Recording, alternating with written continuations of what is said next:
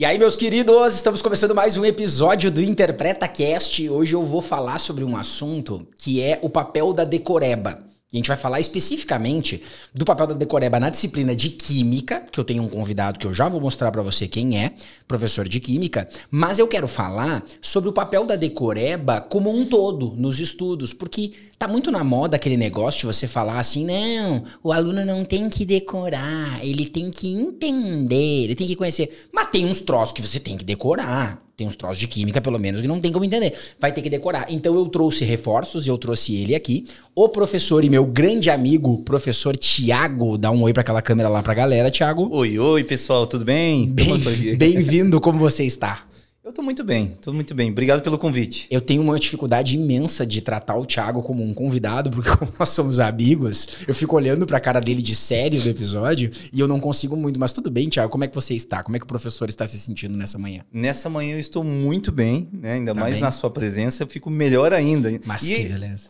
Né? Ainda ganhei uma canequinha, né? Tu viu? Tá feliz? Olha só. Explica pro pessoal que você ganha uma caneca quando você é convidado aqui do InterpretaCast. Eu ganhei uma caneca, inclusive abastecida com café, Tu viu? né? Ou pudesse ser água também, mas ficou ali entre uma coisa e outra. Já trouxeram duas. Eu tenho água, tenho café. Pra garantir as duas. Falta um salgadinho, de repente um frango aqui, um negócio, a batata frita já estava resolvido. Thiago, vamos começar o nosso papo, assim, Vamos ó. A gente vai falar sobre tudo aqui, mas eu queria começar te contando uma história. Uhum. Então eu vou te contar essa história, que talvez eu já tenha mencionado alguma vez, assim, por alto, mas eu quero te contar a fundo, pra que você possa dar a sua opinião sobre isso, seu comentário. Mas assim, química é uma disciplina pra mim, que do fundo do meu coração, eu odeio. Tá, pode ser que você odeie gramática, por exemplo. Você odeia gramática? Muito. Então, com toda a força. Então tá tudo bem. A gente não precisa amar as mesmas coisas. Tem alguns alunos que não entendem isso. Tem o cara que é mediciner, por exemplo, que ele quer medicina. Quando eu falo que eu também odeio medicina e que eu jamais seria médico, nossa, aquilo bate nele. Como que você odeia medicina? É uma profissão linda, ela salva vidas. Eu digo, ótimo, então me salva, mas eu não quero salvar ninguém. Eu odeio, tá tudo bem. E eu odeio química por quê? Porque pra mim, química não significa que eu fui ruim em química no colégio. Não, eu ia bem. Eu tive bons professores. Só que, cara, eu aprendi decoreba. Não havia lógica nenhuma, talvez. Já faz um tempo que eu fiz ensino médio, né? Que ano nós estamos? 2024. Carlos. Já faz um século? Não, Ainda não. Eu fiz o terceirão há 20 anos, cara. Pra ver como você tá vendo. Mas né, eu sou um cara jovem, entendeu? Tu já tá meio acabado, eu sou jovem. É? Cara, faz 20 anos que eu tava no terceirão. 20 anos e era tipo assim, se tu pegar hoje, tá? E tu me der um composto químico, hidrocarboneto. Eu sei que é um hidrocarboneto, só carbono. Perfeito. O álcool, que tem um OH, sei reconhecer. Ácido carboxílico tem uma ligação dupla com um O e um OH embaixo. Isso, opa, Isso, coisa boa. Mas aí que tá. Se tu perguntar pra mim por quê, eu não faço ideia. Mas quando alguém fala ácido carboxílico, me vem à mente um C, duas ligações aqui com um O e um OH embaixo. E eu acho que éster é uma dupla com um O e um O sozinho aqui embaixo com outro C depois. Perfeito, é isso. Cara, que doideira. E aí tu vai... 20 anos. E eu lembro. E daí, já foi tema de episódio aqui. Ah, porque o Lauro consegue bem no Enem só com interpretação. Eu já falei que não é só com interpretação, tem uns trem que eu lembro. Mas tipo assim, decoreba pura. Eu não sei qual é a diferença no mundo de um álcool para um aldeído. Tipo assim, álcool eu conheço. Porque a gente já usou em alguns momentos. Mas pra que serve um aldeído? Pra que ele serve no mundo? Qual é a utilidade dele? Ele existe de verdade ou ele só cai na prova? Nada disso, pra mim, faz parte, digamos assim, de um estudo de química. Talvez porque naquela época não havia provas contextualizadas. Eu lembro que o vestibular naquela época perguntava: assinale a alternativa que corresponde a um aldeído. E tinha 5 compostos químicos pra marcar. Como que tu vê isso hoje? Como é que tu trabalha? Como é que tu ensina? Como é que tu vê caindo nas provas? A primeira pergunta, que é a título desse episódio, é: qual é o papel da decoreba na química? Como que tu vê isso? Então, Lauro, assim, ó, decoreba, daí a gente vai falar aqui da química, mas como você bem disse, pode ser em qualquer matéria. Eu lembro assim, na época que eu estava estudando, eu também nunca fui muito fã de gramática, mas existem várias regrinhas que é decoreba na gramática, aplicação de crase, por exemplo, né? E são decorebas que me ajudam a escrever um texto hoje, qualquer coisa que a gente vai ter que escrever. Então, assim, no meu modo de ver, a decoreba ela é importante até certo ponto. Mas a gente também não pode ter assim só a decoreba para você pensar assim, eu sei decorar algumas coisas, então eu tô pronto na vida, eu vou resolver qualquer questão, porque daí já não é bem assim. E ela vai depender de várias coisas. Decoreba é importante para você saber alguns conceitos ou aplicar alguns conceitos, mas a interpretação ela é mãe na coisa. E além disso, algumas questões entre decoreba e interpretação, você vai ter que saber fazer o raciocínio lógico. Entendi. Então assim, eu acho que a gente não pode ir nem tanto ao 8, nem tanto ao 80. Então, não pode limitar. Não pode limitar, né? Não pode ser só uma coisa, mas é importante decorar? Sim. Funções orgânicas, como você comentou. Não me vem à mente, isso na experiência que eu tenho, talvez um pouquinho mais de 20, indo para 25 anos de sala de aula, eu não sei uma outra maneira para ensinar o aluno a saber os grupos funcionais dos compostos orgânicos, senão memorizando. A gente vai usar a palavra memorizando, mas é a decoreba. É substituir. Você precisa saber exatamente isso. É claro que daí, na questão do Enem, ele vai falar assim, por exemplo, já caiu em questões do Enem, ele vai te dar, vai contar todo, vai florear com uma historinha, vai te dar 2 compostos, e ele não vai perguntar assim, qual a função que tem ali. Ele talvez vai perguntar assim, de repente, qual a aplicação disso dos compostos eles vão ter em comum. Então, é aplicar essa decoreba a um caso mais particular. Entendi. Então, o aluno ele precisa da decoreba até um certo ponto, tá. Né, que alguns conceitos, infelizmente ou felizmente, são por meio da decoreba, tá. Mas ele precisa, a partir dali, fazer as conexões. É claro, hoje está na moda, como você falou, né? Isso. Eu não tenho a decoreba, eu tenho que ensinar o aluno a entender. Vamos lá. Aqui no podcast, Thiago, dá pra falar umas merda, porque o que acontece? Até certo ponto, só tá assistindo quem tá realmente interessado em ouvir o papo, entendeu? Então a gente meio que ganha uma carta branca pra falar bobagem. Por exemplo, se um professor vai num podcast e ele fala bobagem sobre a TRI, e ele diz uma bobagem grande do tipo assim, se você acertar uma questão difícil no Enem, você perde ponto. Tá tudo errado, é uma bobagem imensa. Se ele falar isso numa aula, fudeu, ele é massacrado, não tem como. Se ele falar num podcast, ele tava dando uma entrevista lá e se perdeu. Então, eu queria falar agora que eu acho que isso de... Não, você não tem que... Comigo, você não decora, você aprende. É estratégia de marketing. Com certeza. É só marketing. Não é mais nada. Exato. Então o cara vai lá e diz assim, não, porque aqui você não vai decorar a química, você vai entender. Cara, é um ácido carboxílico se tiver um troço e se tiver outro é um éster. Cara, não tem. A habilidade que você vai usar ali é a de memorização. Que nem agora, tu falou em moda, nós vamos ter que entrar nesse ponto, a tal da moda do estudo por competências e habilidades. Então o cara vai lá, pra mim isso também é marketing total. Porque o cara vai lá e diz assim, não, eu vou ensinar pra você português, linguagens, que é o meu caso, por competências e habilidades. Claro que eu vou fazer isso. Não tem como hoje um professor dar aula pro Enem sem ser por competências e habilidades. Se nós estivéssemos em 2016... Quando eu ainda estava lá em Santa Maria dando aula, que aí eu falava para os alunos, você tem que saber as competências e habilidades. Ok, em 2016 tinha professor que dava aula para o Enem de gramática, mas em 2024, se ainda tiver um professor que dá aula para o Enem focado em gramática, esse cara tem que ser demitido com urgência. Isso está cada vez menor. Então, tu vai usar as competências e habilidades como pano de fundo. Mas assim, qual é a competência e habilidade do Enem que vai me explicar a diferença de um éster para um ácido carboxílico? Não vai, cara. Então, só que isso é interessante, Thiago, porque eu acho que na tua área, natureza, não chegou ainda isso das competências e habilidades de estudar só por elas. Tipo, tem professor se baseando nelas, mas tem que ir além. Só que linguagens humanas, a galera tá achando que é só competência e habilidade, saber a palavra que tá na habilidade e aí responder lá. Então, é muito marketing que a galera cai. E o pior não é cair, a galera reproduz isso. Exatamente. Os alunos acreditam e reverberam isso. Esse que é o problema. Isso. Daí quem decora, quem tá memorizando ali, faz um flashcard pra decorar, começa a se sentir mal. Pai, eu não devia estar decorando, eu devia estar aprendendo. Cara, será? Não, você falou método de estudo, por exemplo, né? E daí puxando isso, o pessoal às vezes pensa, qual é o melhor método de estudo, né? Será que existe só um? Será que não é um mix entre as coisas que te fazem aprender, que te fazem também entender e decorar? Então, assim, é a mesma coisa que a gente está falando. Não precisa só tem que ser habilidade, competência. Ok, isso é algo que é importante para você enxergar o que você está fazendo. Mas também você precisa da decoreba, você precisa também do conteúdo em si. Como você aprendeu? Você lembra quando você aprendeu nomenclatura de sais, por exemplo? Ai, Lembra meu o que Deus. tem decoreba na coisa, Tipo, né? Tinha decoreba. Cloreto de não sei o quê. Mas Que lembra daí- aquelas regrinhas, bico de pato, teimoso, mosquito?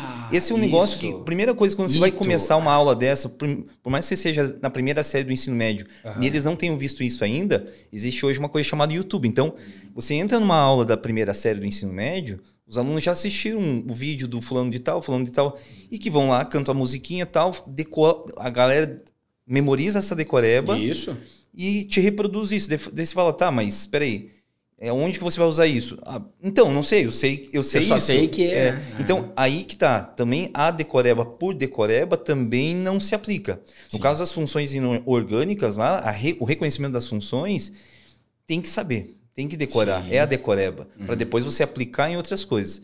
Mas as musiquinhas, elas ajudam. Quando eu tava na época do cursinho, eu lembro assim, ó, musiquinhas de biologia.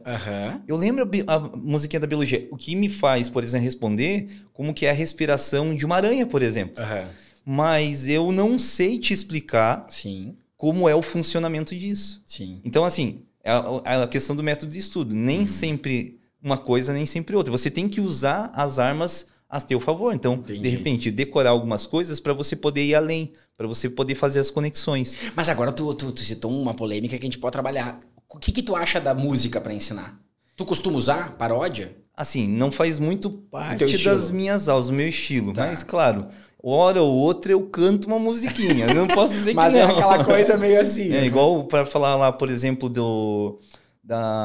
de quem oxida, se é o agente oxidante, redutor, se perde ou ganha elétrons. Tem alguma coisa que é o contrário ali. Exatamente. Né? A oxidação é o agente redutor. Redutor. E oxidação é quem perde elétrons. Daí a gente usa a musiquinha da Xuxa, né? Quem se oxida perde elétrons, perde elétrons. Como se fosse o Hilariar.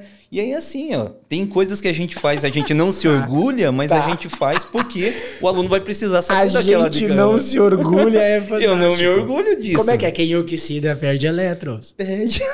E qual é o outro? Não, daí é a continuação. Quem se oxida perde elétrons. Aumenta o seu NOx. Aumenta o seu NOx. É o agente redutor. E aí ele sabe essa frasezinha, ele consegue inverter o papel. Porque quem oxida perde elétrons. Então, quem se reduz, ganha elétrons. Sim. Quem oxida, agente redutor. E quem reduz é o agente oxidante. Daí é o contrário. Daí a gente usa essas decorebas para conseguir se virar numa questão mais complexa. Mas então, vamos entrar numa parte técnica agora que me interessa, né? Eu não tenho nenhuma música. Eu nunca cantei nenhuma música para memorizar nada. E aí os alunos acham, tipo assim, então o Lauro é contra a música e tal. Não. Vamos estabelecer por partes. Para que serve a paródia? Agora eu vou dar uma aula, tá? Opa! Paródia é uma relação intertextual. A paródia acontece toda vez que você mantém a estrutura original do texto e troca o conteúdo. Então, o que é uma paródia de uma música? Você pega a música da Xuxa, você mantém a estrutura e o ritmo. E você troca o conteúdo para algo que te torna interessante, que é um conteúdo que você precisa fazer ou alguma coisa do tipo, certo? E aí, qual é a grande sacada disso, da paródia? Da gente pensar na paródia como um elemento de estudo. Manter o ritmo e manter a estrutura facilita a memorização, se é uma paródia de uma música que tu já conhece. Tanto que fazer uma paródia de uma música que o aluno não conhece não vai ser tão efetivo. Então, eu quero fazer uma paródia de uma música da Xuxa, porque todo mundo conhece a Xuxa. Mas eu quero fazer uma paródia de uma música que a minha banda favorita lançou agora. Vou pegar Guns, tá? Guns N' Roses é uma das minhas bandas favoritas. Se eu for fazer uma paródia de Welcome to the Jungle ou Sweet Child O' Mine, show. Se eu fizer uma paródia de uma música que o Guns lançou esse ano, tu nem sabe que o Guns lançou música esse ano. Porque ninguém dá bola mais pras músicas novas do Guns. Não vai servir pro cara. Serve quando é um ritmo conhecido. Que ele troca conteúdo. E pra que serve? Pra memorização mais fácil. Decoreba. Quando você une um conhecimento novo a um ritmo que já está impregnado no seu raciocínio, facilita a memorização. Tanto que de tanto tu cantar a musiquinha da Química, quando a Xuxa toca na rádio em algum lugar, na rádio acho que ela não toca mais. Não toca mais. Mas aparece na TV a música, a pessoa canta a paródia. De tanto que ela memorizou. Então é um recurso de memorização. Por que eu não faço? Porque eu acho que na minha área, a memorização é muito menor do que em qualquer outra disciplina. É que a ciência da natureza, ela favorece muito isso. Exato. Né? A memorização na área de linguagens, isso até em gramática. cada vez menor, cada vez ocupa menos espaço. Então, eu não vejo muito sentido. Mas, se eu fosse um professor, eu acredito que hoje o que eu mais vejo de professores terem paródia é biologia. Eu acho que se eu fosse dar aula de biologia, eu ia apelar para esse recurso. Porque eu acho um recurso importante para ajudar naquela memorização. Estamos dizendo que a biologia é só decoreba, que não precisa mais nada? Não. Mas que ela tem, qual é o título do episódio? Um papel de decoreba mais importante. É isso. E voltando para química, então. Tá, tu acredita que na química... Se eu pegar o papel da decoreba nas linguagens, na minha opinião, quase inútil. Hoje, assim, ó, se tu quiser fazer a prova de linguagens, decoreba, eu vou dizer para tu decorar funções da linguagem, são 6, eu vou te explicar quais são e eu vou dizer para tu decorar elas. Eu diria para tu decorar uma palavra-chave para cada escola literária, tipo romantismo, idealização e tal. E talvez vanguardas europeias, eu ia dizer para tu saber as 5 que existem. E acabou o conteúdo de decoreba de toda a prova de linguagens, português e literatura. Tem mais quase nada que tu precisa saber de cor. O resto não é só interpretação, mas é ter um conhecimento que não envolve uma decoreba, que envolve um conhecimento contextual. Mais ou menos como na história, né? Uma disciplina como história.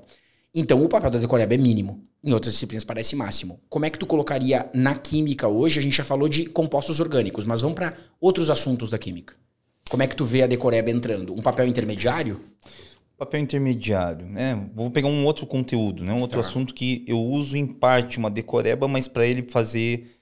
se aplicar. Você falou agora um pouco do cálculo estequiométrico, né? Isso, a gente estava conversando antes do episódio sobre cálculo estequiométrico.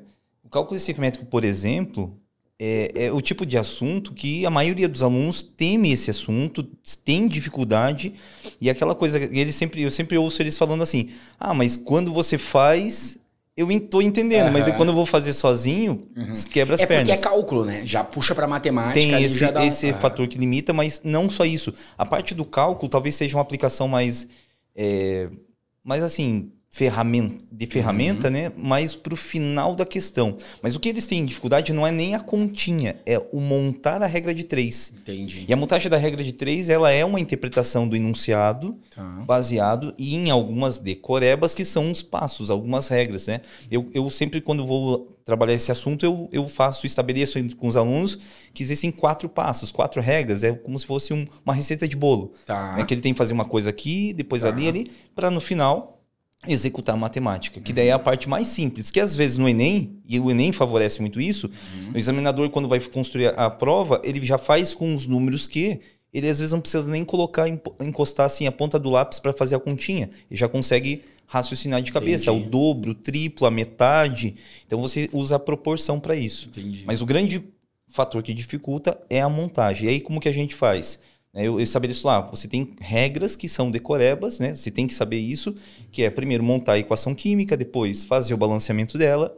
Em terceiro lugar, uma leitura do enunciado da questão para encontrar 2 objetivos, um deles o dado numérico e outro a pergunta feita na questão. Mas isso é interpretação, né? Mas claro, a gente estabelece como uma decoreba. E por fim, aí sim, a montagem da regra de 3, que a gente faz inclusive assim... o que tem que aparecer na primeira linha da regra de 3 e o que tem que aparecer na segunda. E isso é decoreba. Passo a passo. Uma vez que ele entende ou consegue aplicar essa decoreba, ele já começa a resolver assim 90% das questões. E aí, claro, o percentual que falta para 100 é aquele tipo de questão que foge do cardápio normal das provas, né? Que o examinador vai colocar um detalhe a mais, que daí a interpretação de texto... ela vai ajudar, mas é decoreba. Tem 2 coisas que eu queria falar sobre essa do cálculo. A primeira, depois eu volto para a parte da matemática, mas eu me lembro do cálculo estequiométrico quando eu fazia, quando envolvia rendimento e pureza. Né? Então, a tal transformação do composto teve um rendimento de tantos %. E colocava o percentual depois. Isso. Aí, produto do reagente. Mas o que eu lembro, assim, essa é uma decoreba que me fugiu à mente, mas eu lembro que a professora dizia assim, ó, tá aqui o cálculo, bem como tu falou, assim, passo a passo. Quando for rendimento, aí um dos 2 multiplicava na parte de cima e o outro na parte de baixo. E tipo assim, não é porque que é na parte de cima, porque o rendimento desconta, a pureza acrescenta ou o contrário, nada. Ó, quando for rendimento, tu multiplica aqui, quando for pureza, tu multiplica aqui, que vai dar certo, confia em mim e segue o baile. Ele funciona, daí de novo, dentro daquelas 90% das vezes que cai, porque cai de forma clássica. Entendi. Mas quando algumas questões dão um jeito de colocar isso de uma outra forma elaborada, Entendi. nem sempre se aplica. Entendi. Não, por exemplo, quando a gente vai falar do rendimento, mesmo o rendimento é a parte que os alunos mais se complicam até nessa decoreba de colocar do lado do para baixo ou para cima, porque no rendimento você tem que colocar o percentual do rendimento ou, dependendo da pergunta que se faz, né? Ou do lado, a pureza, por exemplo, ou do lado do reagente ou do lado do produto. Depende da pergunta. Se a pergunta for no produto, faz de um lado. Se a pergunta é do reagente, faz do outro. E daí a gente começa a aumentar a complexidade dessa decoreba. E até que ponto que o aluno consegue memorizar isso. Então, eu vou na decoreba, entre aspas, né, que é a montagem da regra de 3 até um certo ponto. Eu, particularmente, não faço essa do rendimento e da pureza. Eu prefiro fazer uma continha depois do cálculo feito, a parte, daí a gente finaliza o exercício. Estratégia. Mas eu também, quando eu estava na posição de aluno, eu aprendi desse jeito. O professor fala, é claro, é mais rápido, e ele vai pegar só os casos que funcionam. Exato. É igual a ligação química. Decoreba que todo mundo sabe, né? A ligação iônica, ela acontece entre quem? Metal e ametal. Cara, isso tá na cabeça da galera. Tá. Ligação covalente entre ametais. Isso, foi assim que eu aprendi. E é assim que se ensina no 9º ano, né? Agora, pro vestibular, os examinadores hoje de provas, eles não vão perguntar um caso do NaCl, que é um caso clássico. Sim. Que funciona. Cloreto de sódio. Né? Aí, ó. Eles vão perguntar um caso mais específico. Por exemplo, se eu pegar o AlCl3, que é o cloreto de alumínio, e o Al2O3, que é o óxido de alumínio, repare que os dois têm alumínio, que é um metal, e os dois têm um ametal, que é o oxigênio ou cloro. Não fazia ideia, show. E aí você vai falar assim, puxa, iônica. Peraí, é iônica? Só que um deles é iônica e o outro é covalente. Porra. E aí como que você sabe? Se você só pegou a decoreba, você caiu do cavalo naquela hora. Então, tem decorebas que se aplicam para alguns casos de questões. E é claro, daí o aluno tem que expandir a decoreba a partir da decoreba, que eu acho que é até importante e eu uso, né, com os alunos, mas a partir de um certo ponto ele precisa fazer as conexões daquilo que ele realmente precisa entender. Sim. Por exemplo, nesse caso que eu comentei, a diferença entre um e outro vai ser a diferença de eletronegatividade entre os elementos. Que embora a prova deveria te dar esses valores para você calcular a diferença, e acima de 1,7 uma coisa, abaixo é outra, nem sempre ele vai fornecer. E aí, o que faz? Se o Enem nem dá tabela periódica, né? Sim. O aluno faz o quê? Ele precisa daí entender mais ou menos a posição desses elementos na tabela, criar conexões com outros temas para poder distinguir uma coisa da outra. Mas eu fico imaginando, né? Esse exemplo que tu deu do alumínio ligado com o oxigênio e com o cloro. O cloro, que numa é iônica e na outra é covalente. Eu fico imaginando a dificuldade que tu deve ter de explicar isso para um aluno no cursinho que aprendeu no terceirão que era sempre iônica. Ele talvez vai desconfiar de ti, vai dizer assim, mas acho que não, hein? E aí isso me remete ao que a gente estava conversando aqui um pouco antes. Acontece isso comigo muito, português não tanto, porque eu acho que o pessoal não dá muita bola para gramática. Mas redação, cara, porra, esse exemplo que tu deu agora aconteceu hoje, antes de eu vir para cá gravando. Existe uma polêmica na redação se você pode usar ou não a primeira pessoa do plural, o nós, né?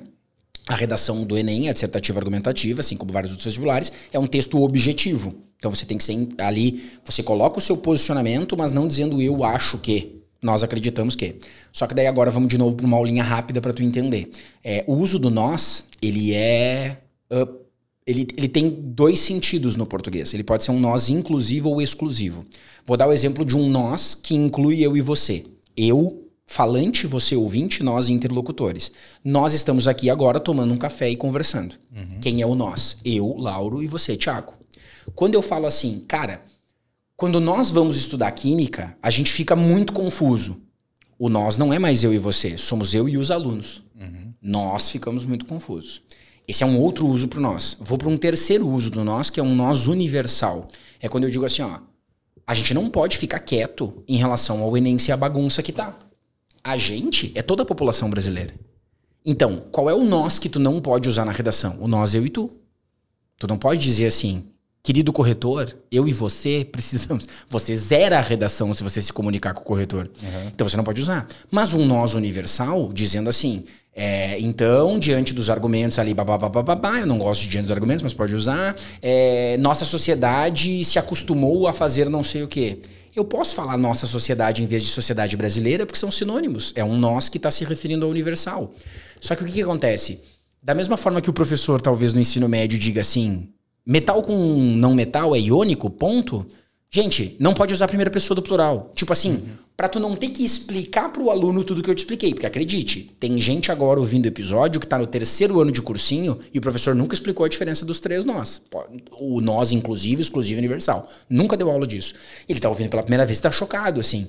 O professor dele falou, não use, ponto. Por quê? Porque até eu explicar tudo, é mais fácil dizer pra esse cara, não usa aí, entendeu? E segue o baile.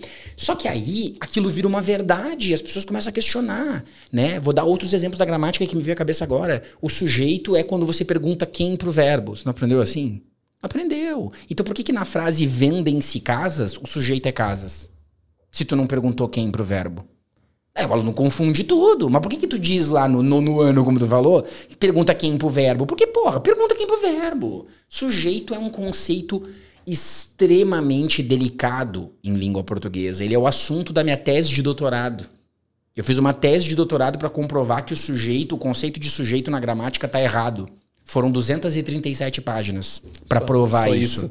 E aí eu fiz 237 páginas para provar que o conceito de sujeito tá errado. A banca aprovou, me deu os parabéns, eu publiquei a tese e hoje continuamos usando que sujeito. Tu faz a pergunta quem pro verbo e acabou, cara, entende? Então, porra. E aí você fica naquela do aluno, né? Porque aí eu acho que tem mais um problema que eu quero ver se tu concorda comigo. Eu falei tudo isso pra chegar nesse ponto, assim. Rendimento, pureza, entender, fazer não sei o quê. Tu tá interessado em saber química, tu gosta minimamente de química pra ter feito aula. O cara não tá interessado. Ele quer saber como se livra daquilo. Então se tu chegar pra ele com a solução que mais faz ele se livrar rápido, ele quer. E aí eu não sei se é o teu caso, mas eu noto isso. Eu vejo 2 públicos de alunos bem distintos.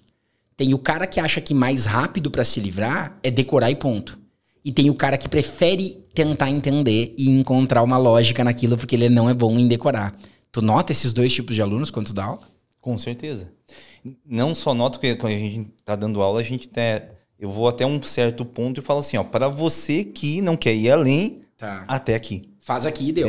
Aqui vai resolver a maioria das questões que para um curso que não seja, talvez, em medicina, que ele precise de uma nota tão elevada, ele vai resolver a vida dele naquele momento. Show. Mas aí, assim, pro cara que é medicineiro, aí não. Daí a gente precisa também saber, né, pegar e lapidar aquela notinha que falta que vai além. Então, nesses casos, acho que é mais ou menos por aí, né? Perfeito. Entre você fazer uma coisa e outra. Entendi. E o outro ponto que eu ia falar, que tu falou do cálculo estequiométrico, cara, a gente precisa fazer alguma coisa, Thiago. Eu preciso fazer alguma coisa, acho que com professores de matemática, não sei. O pessoal que diz que é ruim em matemática no Enem, não é matemática o problema.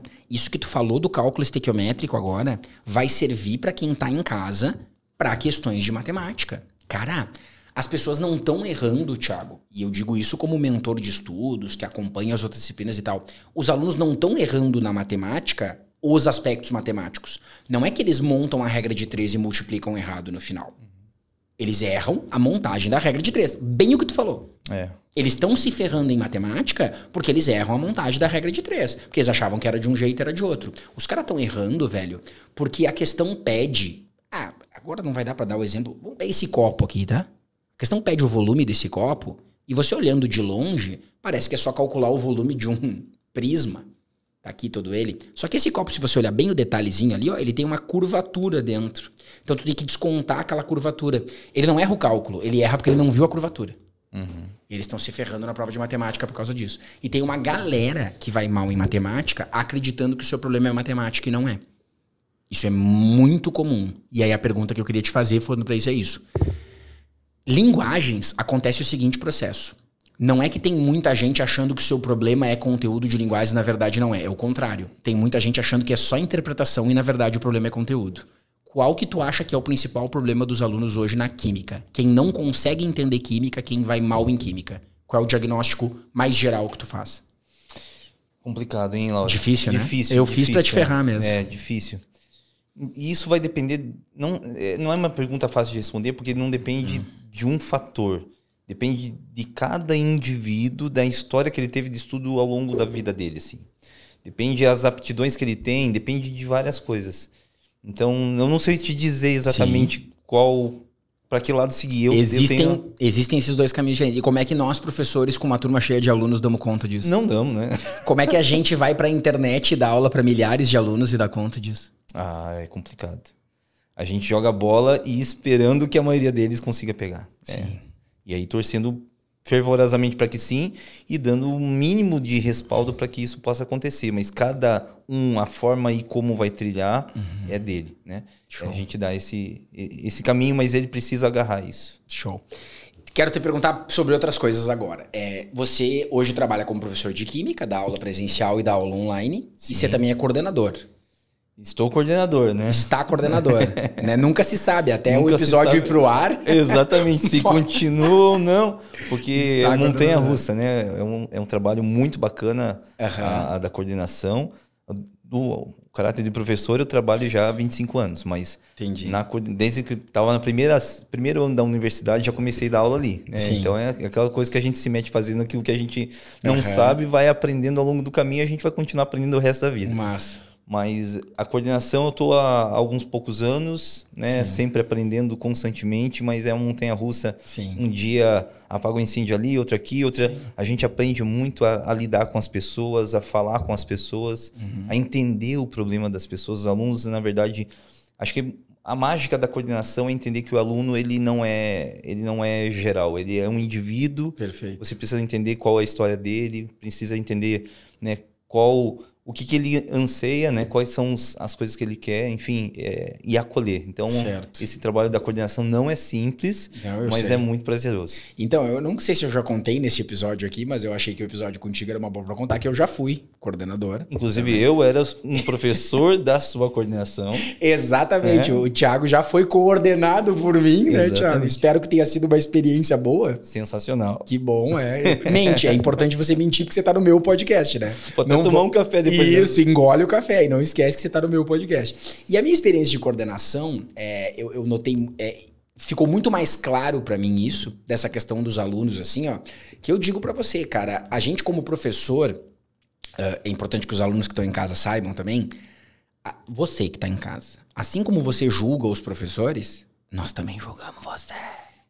A gente também julga. Então a gente olha um aluno e diz assim, ó, aquele cara não quer nada com nada. O cara não estuda, não quer nada da vida, tá só brincando na aula. Aí leva o outro, nossa, mas aquele ali é muito dedicado, muito estudioso e tal. E a experiência que eu tive é que quando você se transforma em coordenador, tu muda o julgamento que tu faz em relação a alguns alunos. Com certeza. Porque tu descobre certas coisas, cara, da vida do cara, da experiência dele, de por que tu tá ali. Eu já tive alunos que eu olhava e dizia assim, ó, nossa, esse cara não quer nada com nada, ele vem pra aula, só dorme ou fica olhando pro teto. E depois eu mudei e pensei assim, meu Deus, como é que esse cara tá vindo na aula ainda? Eu não estaria vindo na aula no lugar dele. Mudei a minha percepção assim, ó. Então essa percepção da individualidade pra mim parece muito importante. E aí eu queria te perguntar, já que tu tá nesse meio assim de colégio, está muito em pauta hoje a discussão do novo ensino médio, né? E aí é muito interessante porque no momento que nós estamos gravando este episódio, eu nunca escondo pra galera que tá em casa, esse episódio tá sendo gravado em março e tá indo ao ar provavelmente em julho, que eles estão ouvindo. Às vezes eu antecipo, faço alguma coisa. Mas estava em pauta o que o novo governo iria fazer com o novo ensino médio, porque o que eu vejo de longe, hoje não coordenando escola, colocaram um novo ensino médio, trocou o governo, opa, dá uma segurada nisso aí, não volta, daí agora vai vir de novo, mas reformulado e vai ser. Minha pergunta pra ti não é aquela clássica assim, tu é a favor ou é contra o ensino médio, porque eu acho que a gente, como professor, coordenador, não é o nosso papel ser contra ou a favor. A gente tem que ver o que eles vão nos dar e como que a gente vai trabalhar em relação a isso. E o que eu queria te perguntar nesse novo ensino médio, com essa nova BNCC, com essas coisas, como que fica esse papel da decoreba? Como que fica essa questão da individualidade do aluno? Como é que tu enxerga isso, assim? Te dá uma possibilidade de trabalho maior? É mais engessado? É menos engessado? O que tu sentiu na tua experiência colocando isso em prática? Então, Laura, assim, ó, o novo ensino médio, a ideia do novo ensino médio, ela é maravilhosa, né? Isso acendeu as luzes de todo mundo. A teoria. Em teoria, claro.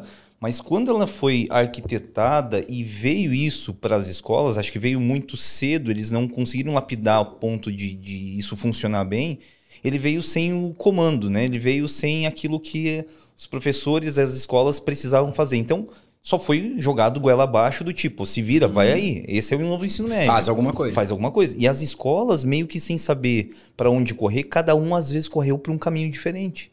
Se você for analisar as escolas, isso, a gente está falando aqui do estado de Santa Catarina, não sei se pode falar isso, né? Pode. Mas eu acredito que seja no Brasil afora, né? Cada escola deu o seu jeito. Sim. Deu o seu jeito. Para se adaptar. Para se adaptar e para estar seguindo aquilo que é obrigatório se fazer. Sim. Hoje, daí, claro, né? A gente tá gravando aí o podcast agora nesse mês de março, mas tá em pauta, tá em discussão essas coisas, porque nem todo mundo enxergou nesse pouco tempo que a gente tem de experiência com o novo ensino médio, isso com bons olhos. Então, a ideia inicial era interessante, ela funcionou parcialmente, talvez um percentual abaixo de 50% no meu ponto de vista, porque a gente não tem os mecanismos para se fazer isso de uma forma igualitária. Sim. Então, assim, daí eu não sei para onde que a gente vai caminhar daqui para frente. Se a gente vai retroceder ou se a gente vai reformular, né? Mas o que acontece daí, que é o meu ponto que eu queria levantar, né? Para mim, o que eu escuto chegar dos alunos, de outros professores, de coordenadores, etc e tal, essa briga do novo ensino médio pode ser resumida na disciplina Projeto de Vida, que eu acho que é uma que virou piada. Eu escuto as pessoas falando piada. Só que assim, na teoria, me parece que você ter um espaço semanal para que o aluno possa pensar o que ele quer fazer depois que ele sair dali, pô, na teoria me parece muito interessante. Só que na prática, parece que virou aquela coisa meio assim, ó.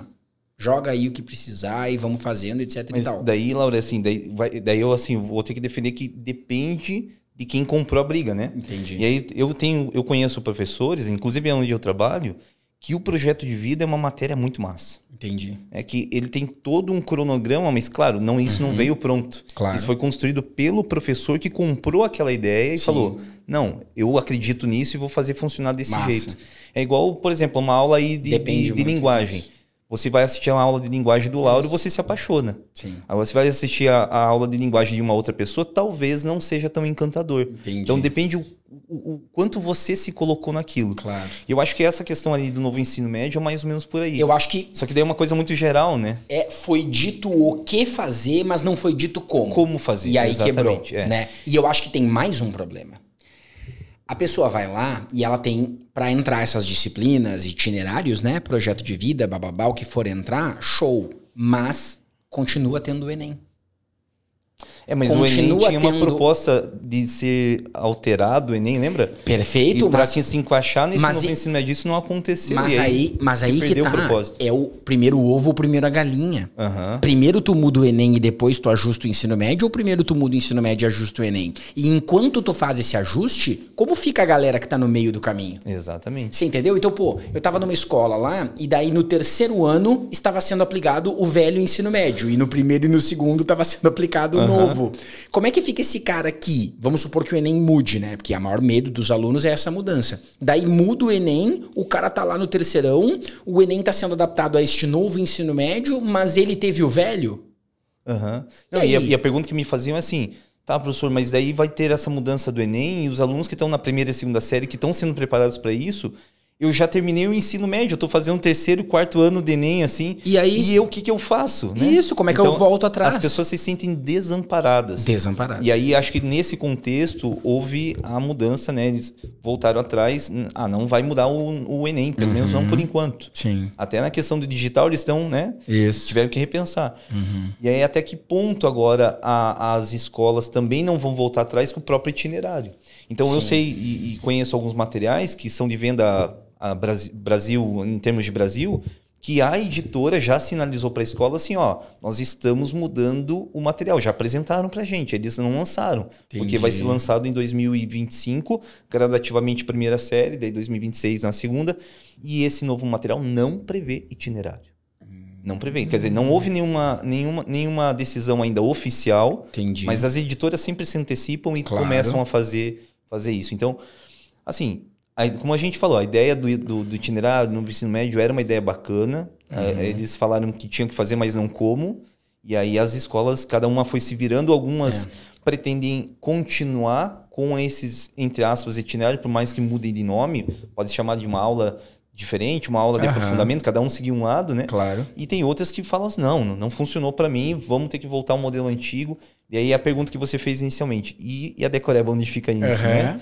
Então, claro que nesse contexto do itinerário, entre você tornar as coisas de aplicação conceitual mais próximas do cotidiano do aluno, mais mão na massa, a decoreba passa a não fazer tanto da parte do contexto. Sim. Mas é claro que a gente já comentou que a decoreba faz parte, não da decoreba, mas do aprendizado, porque o aprendizado ele não é focado em uma única maneira. Você tem que decorar algumas coisas. Tabuada, por exemplo, né? Eu não sei uma maneira diferente. Eu sei que quando você vai lá no TikTok, dá uma olhada na galera da Ásia lá, fazendo as contas diferentes. Uns palitinhos, não sei o quê. De repente eles conseguem a conta muito massa, assim. Mas eu aprendi a tabuada decorando. E minha mãe fortalecendo isso à noite. Tipo, caderno de tabuada. 7 vezes 8. Se não responder, não ganha a sobremesa. Isso. E o gordinho que tinha capaz. Aí precisava da sobremesa. Então, devagarinho a gente vai decorando. Sim. Mas, claro, tudo isso, né, vai se somando. Hein? Só que daí a gente falou sobre esse papo, né? Beleza, decoreba. Aí a gente falou sobre o Enem. Então, a mudança do ensino médio, obviamente, tem que estar atrelada à mudança do Enem, porque ele é o exame do ensino médio e é necessário um amparo para pessoas que já saíram do ensino médio e ainda vão fazer essa prova. Só que tem mais um problema nesse bolo, que são os vestibulares. Porque daí você tem o Enem se adaptando a uma nova tendência e tem as bancas de alguns vestibulares cobrando coisa dos anos 90. Cobrando uns detalhes que a gente, como professor, fica assim, o que esses animal, eu fico pé da vida, estão cobrando esse troço, cara? Não faz sentido nenhum. Daí parece que estão caminhando na contramão. A impressão que eu tenho é que algumas bancas de vestibulares, ou lá a banca de vestibular, se você estiver ouvindo, é que eles querem representar uma resistência. Nós não concordamos com esse Enem aqui, então aqui você vai saber as regras de crase. Bom, cobram um troço absurdo lá, que não faz sentido nenhum. Tu sente isso na química? Sinto, né? E depende da banca do vestibular. Assim como o Enem, ele pode parecer para algumas universidades uma resistência, porque as provas são muito tradicionais. Sim. A gente pode falar até provas do século passado. O Enem também ele vai na contramão disso e vira tendência de bancas de vestibular, né? Sim. Então, por exemplo, grandes bancas, vamos pegar aí Unicamp, por exemplo. Pô, se você vê uma coisa no Enem... E tanto o caminho inverso também, provavelmente essas grandes universidades vão estar colocando a sua prova mais parecida com aquilo. Vão estar se modernizando. Se modernizando. E outras levam muito tempo para isso acontecer. Sim. E às vezes não acontece em 10 anos. Aí você olha para aquela prova e fala, que prova é essa? Sim. E aí o aluno fica chateado com isso. Com razão. Né? Claro. É que daí esse é o problema, né? Acaba sendo qual é a finalidade do ensino médio. A finalidade do ensino médio na teoria é uma, mas na prática ela se traduz em preparar para Enem e vestibular, né? Por mais que as escolas não gostem de falar isso, muitas delas, não, vai preparar para a vida. Não, né? Beleza. Claro, existem conteúdos, disciplinas, existem habilidades que se aprendem ao longo do ensino médio. Discussões, né? Você enxergar o mundo de uma outra maneira que vai te preparar como um cidadão do mundo. Sim. Mas o grande objetivo é a entrada na universidade. Então, o Enem, os vestibulares, eles não podem ter papel secundário nisso. O ideal era que tudo fosse interligado, né? Então, se você tivesse uma liberdade para cada vestibular fazer a sua prova, como ele quer, ok. Mas isso tem que estar sinalizado dentro de um caminho para o qual a educação vai estar indo. Não pode acontecer, por exemplo, como eu vi, eu dou um exemplo assim da minha área de novo, aí não era um vestibular de federal nem estadual, era uma particular aleatória, assim, que usava sempre o Enem, alguma particular do Rio Grande do Sul, e do nada resolveu fazer um vestibular. Daí, obviamente, né, surge um vestibular novo, os alunos. Como é que eu me preparo para essa prova? Tipo, não sei, nunca teve prova, é a primeira vez que vai ter. E tipo assim, Thiago, os caras cobraram emprego do IFEM, velho. Emprego do IFEM é um troço que não cai em nenhum vestibular, sei lá quantos mil anos, não faz sentido nenhum e não tem nem por que cobrar. Você cobrar o emprego do IFEM hoje, concurso público ainda cobra, é como você cobrar por que uma palavra é com G ou com J. Por que ela é com S ou com Z? Não interessa. É uma decoreba sem fundamento. E os caras cobraram. Daí aquilo ali vira margem pro aluno dizer, não, então tem que estudar emprego do IFEM. Quer dizer, isso direciona a gente para um outro lado e a gente, como professor, fica perdido, né? Eu tô fazendo um trabalho agora, que acho que eu não comentei com você, mas já aproveito para fazer propaganda no podcast, em que eu faço, além do Enem, o Interpreta Veste, são aulões para vestibulares de tudo que é lugar do Brasil. Então, esse ano eu tô estudando, Thiago, prova de tudo que é lugar, cara. Federal do Tocantins, que eu nunca tinha visto a prova. Estadual do Ceará, que eu já conhecia, tinha meio que um medo dela, agora tô perdendo. Prova de tudo que é lugar. Cada uma tem uma cobrança completamente completamente diferente da outra, cara. Um estilo diferente, etc e tal. Um aluno que hoje estiver morando, no centro do país e ele tem uma relativa distância que ele toparia ir pra qualquer lugar, por vestibular ele tá ferrado, cara. Porque não tem como você estudar pra UFSC em Floripa e pra UES no Ceará junto. Não tem como. É diferente, cara. Vai pra outro lado. E eu acho que isso acaba atrapalhando muito. Não, inclusive, essa diferença, o aluno que assistisse a aula de um determinado tema em uma região e outra, ia ver, até um certo ponto, a aula é igual, mas depois a aula ia ser diferente entre uma coisa e outra. Por exemplo, na Federal do Paraná, né? Porque eu sou do Paraná. Federal do Paraná, depois que caiu no vestibular da Federal do Paraná carga formal, que era uma coisa que você não encontra isso nos livros do ensino médio, é algo um pouquinho, um passo quase no ensino superior. Aí os vestibulares, aliás, os professores dos cursinhos lá em Curitiba começaram a ter que inserir esse assunto na aula. Dar aula disso. Dar aula disso, porque, assim, caiu uma vez, pode cair uma outra. E realmente caiu mais umas 2, 3 vezes, o que solidificou essa ideia que precisaria trabalhar isso. Cara, e lá no Ceará, talvez eles nunca falaram isso na vida. Só que aí que tá o problema, Thiago. Nós somos professores, a gente tá educando alunos no ensino médio, preparando para uma prova, e o nosso ensino, em vez de ser pautado por diretrizes estabelecidas pelo Ministério da Educação, que é o órgão responsável por isso, a gente fica refém de um cara que tava na casa dele, ele abriu o computador e disse assim: vou fazer uma questão de carga formal, que eu não faço ideia do que seja. Vou fazer uma questão disso aqui. E este cara está pautando o ensino em Curitiba, no Paraná. Veja que poderoso que esse cara é, né? Como assim, cara? Nós estamos pautando o nosso ensino por um louco que eu não sei quem é, que resolveu criar uma questão daquilo. Porque talvez na cabeça dele tenha sido o seguinte, que isso acontece muito em banca de vestibular também. Precisamos fazer os alunos errarem. Porque os alunos que querem passar em medicina estão gabaritando a prova. Se todo mundo gabaritar, como é que a gente vai fazer? Já sei. Vou cobrar um troço que eu sei que eles vão tudo se ferrar. Ou pior, né? Ou que você sabe o que acontece. Você tem doutorado. Ou aquele cara que fez a questão, né? Ele trabalha com isso no centro de pesquisa dele, especificamente isso. E então, resolveu. Na hora dele resolver ele montar uma questão, ele vai montar a questão daquilo que ele trabalha. Ele fez a prova de vestibular porque ele nem queria fazer, ele era o cargo dele, né? Ele tá preocupado com a pesquisa dele lá e colocaram, tu tem que fazer essa prova. E ele fez para se livrar, então eu tô trabalhando sobre isso, vou colocar essa questão.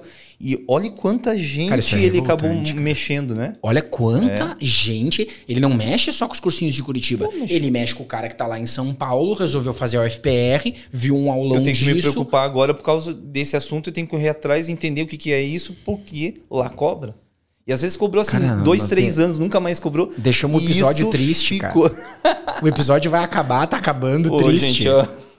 Porra, deu uma depressão na galera em casa, a galera tá em casa assim, porra. Agora todo mundo vai começar a estudar cargo formal. Não, daí eles começam, o Lauro pra ministro da educação. Que Deus me livre, nunca na minha vida.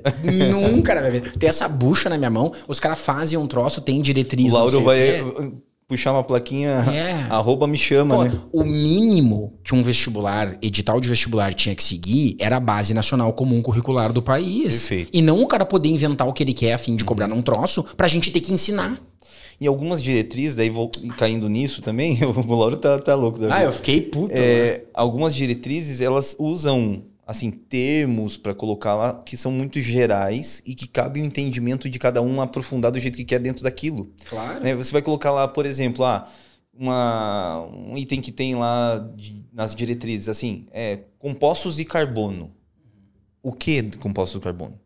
Isso cabe toda a química orgânica enquanto eu quiser cobrar da química orgânica em todos os níveis disso. Sim. Então, na minha opinião, como você disse, teria que ter uma diretriz muito bem acertada entre todos os vestibulares, assim, né, a nível nacional, para que eles falassem, vamos trabalhar desse jeito para que o aluno lá, como você comentou, do Ceará, ou do sul do Brasil, ou do Sudeste, pudessem ter um entendimento igual para todos. E que avalie o aluno de acordo com aquilo que ele está estudando na etapa de ensino médio, já que é uma prova de ingresso ao ensino superior. Sim.